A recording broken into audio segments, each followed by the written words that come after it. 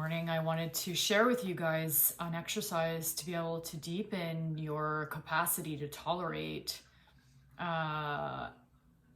triggers and how to actually overcome them in a way that is deepening your self-awareness and allowing you to feel more at peace, confident and strong in yourself.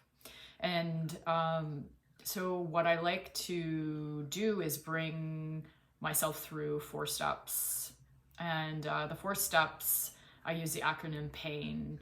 There are many different versions of the same thing out there, but I use PAIN because that is exactly what I'm addressing with myself or with clients. And so PAIN stands for pause, allow, identify, and nurture. And so I'm going to bring you through an example from my own life to help you to understand the process of doing this. So I notice in myself that I get, when I'm really not connecting to myself and clearing away whatever's clutter is going on emotionally, I fall into this pattern of being really defensive when I'm interrupted by either somebody, the phone, or my children when I'm trying to do something. And so the first step would be for me to actually remember to start pausing. And in the pause, I'm going to notice what is happening in my body when I'm irritated, or I'm noticing the defensiveness show up, the behavior. And so as I pause, I'm closing my eyes typically for a moment, and then I'm noticing, oh my gosh, there's so much tension in my chest. My heart is pounding, and there's this constriction happening. And then I'm going to do nothing about it. I'm going to the next step where I'm going to allow it to be present. And I'm going to allow it to evolve past just a sensation, and I'm going to allow myself to identify what the emotion is underneath it. Is it anger? Is it sadness? Is it confusion? Is it all of those? And you're going to allow those emotions to actually just flow through you and be present. You're going to do nothing about it. You're just going to allow whatever is happening to emerge. And then as you've allowed yourself to marinate there in the emotion and name them inside yourself, oof, anger, sadness, confusion. You're going to ask yourself the following question, which is identifying the limiting belief and judgment that's happening. So you're going to ask yourself, at what moment did I feel this way? How familiar is this feeling? How young is this feeling? If I were to give it an age from 0 to 5 or 0 to 17, for those of you who don't have a lot of early childhood memories, from 0 to 17, what does this remind me of? And don't dig for it. Just allow whatever that pops up like an image or a felt sense to emerge. What do you see? What's the memory? For me, there's many, but if I were to pick one that's a little less intense to share, would be being on the school bus and feeling like I was under attack, feeling like I was being bullied. And this would be day in and day out for, all of the days of the week during an entire year, by a particular girl, calling me names, insulting me, throwing stuff, all that kind of stuff. And really feeling invaded, like I didn't have my space. And just allow yourself to really feel into the memory that emerges. And I can notice in myself, it's like, oof, there's this feeling in the chest again, just this rush of emotion. What did I start believing about the world is the other question you want to ask yourself. It's like when I was going through that thing that's happening in that memory, what did I start believing about myself? And how did I start seeing others in the world? And so for me, it would be something like the other people are not safe. They're not trustworthy. they'll hurt you, they'll harm you.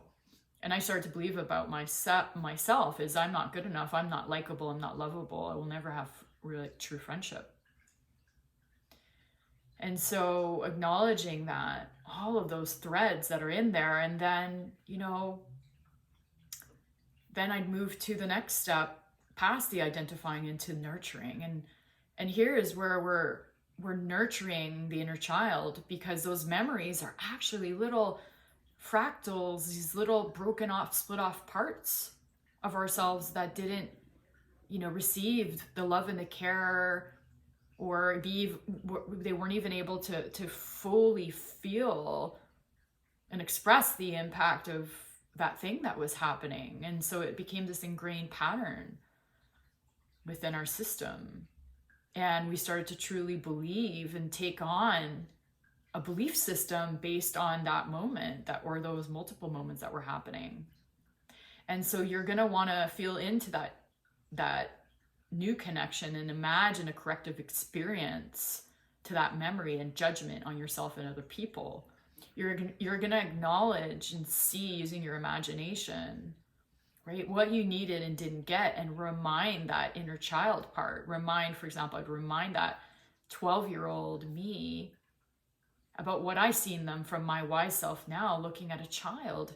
I'd be like, my God, you're so precious and beautiful and deserving and kind, a good friend, whatever that thing is. And I'd imagine myself actually taking my arm and then really just giving her a hug and saying, I'm so sorry that was happening, and that, nobody stopped that from happening.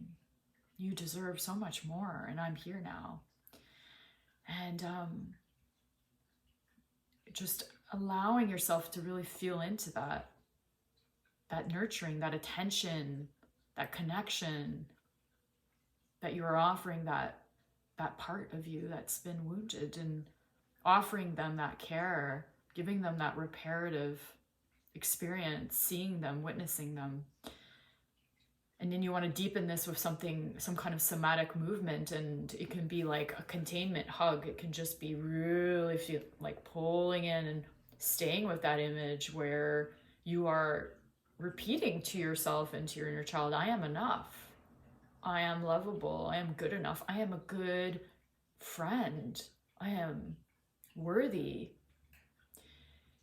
And then really even just acknowledging a corrective reframe of what you start to believe about others. It's like, is it really true that nobody's trustworthy? Well, that can't quite be right.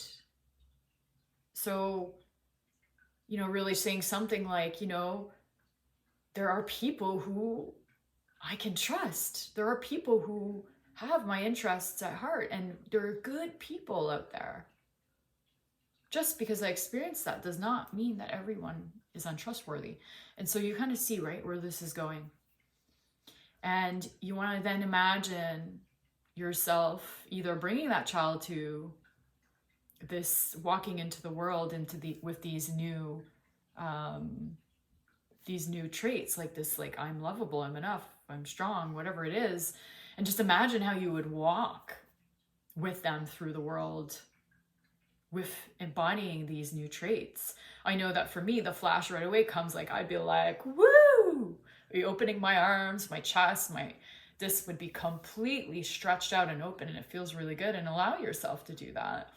If it's you doing a hop, skip, and a jump, allow yourself to safely do that if that's possible. Whatever it is, just go with it and allow the body to do it.